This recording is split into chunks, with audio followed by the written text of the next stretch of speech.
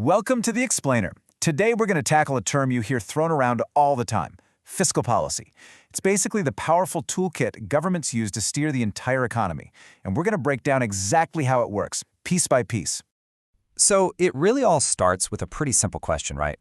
Every government has these massive expenses. We're talking everything from defense and infrastructure to education.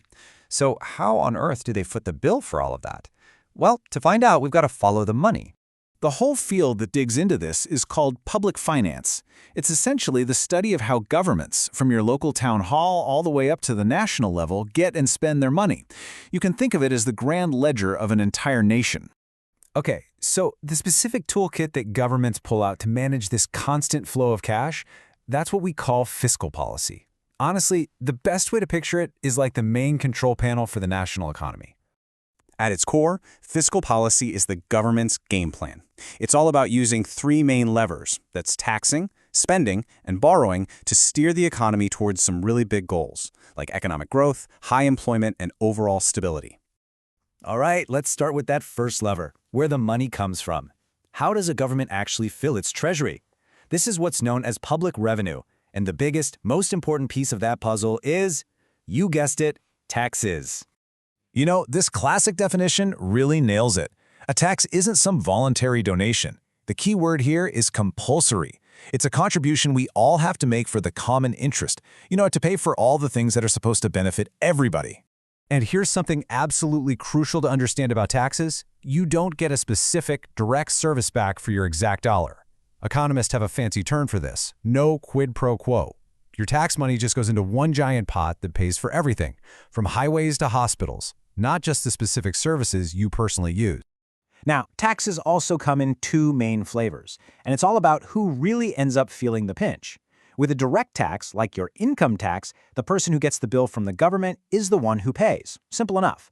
But with an indirect tax, like a sales tax, a business might pay the government, but then they just pass that cost right on to you, the consumer. The financial burden actually gets shifted.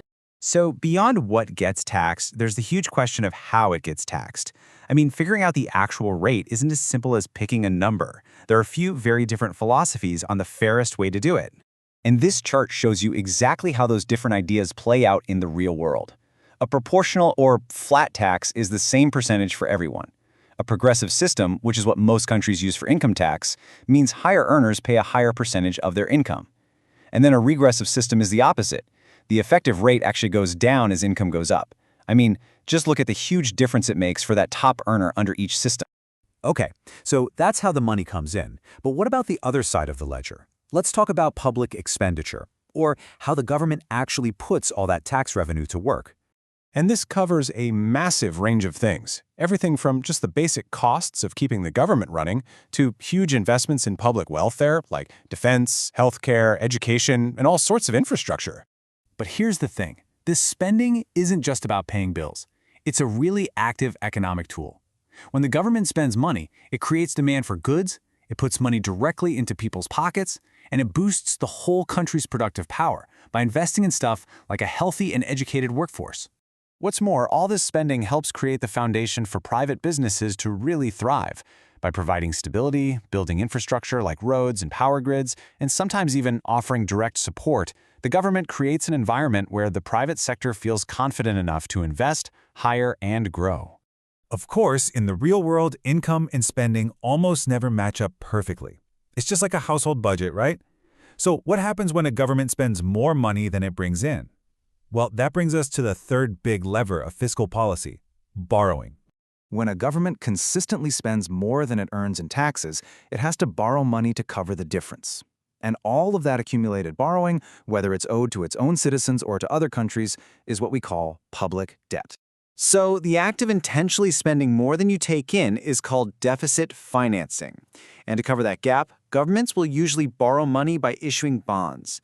In some pretty rare cases, they might even resort to creating new money just to pay the bills. Now, just managing all this debt is a huge job in itself. And some of the methods are really just about postponing the final bill. Refunding is kind of like using a new credit card to pay off an old one. And debt conversion? That's just like refinancing your mortgage to get a better interest rate. Sure, the debt is still there, but it's a bit more manageable. But to actually get rid of the debt, governments need a whole different set of tools. They can use a budget surplus from a really good year, or they can create a special savings account called a sinking fund to prepare for repayment.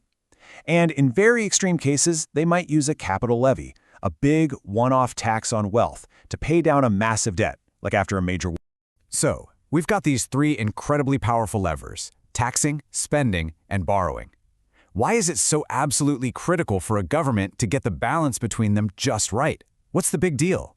Well, this right here is the whole point of fiscal policy. It's supposed to act as a counterweight to the natural booms and busts of the economy. When the economy is getting too hot and there's a risk of inflation, the government can pull back on spending to cool things down. And during a recession, it can do the opposite: ramp up spending to stimulate demand and create jobs. When you get right down to it, all of these tools, taxing, spending, and borrowing, are being used together to chase the same big goals: a stable economy with steady, reliable growth, as many people working as possible, and prices that don't spiral out of control. And that leaves us with one final thought. It's pretty clear that fiscal policy is just a series of really tough trade-offs. You can't always have everything at once. So what do you think the top priority should be? Is it lower taxes for everyone, more public services, or getting that national debt under control?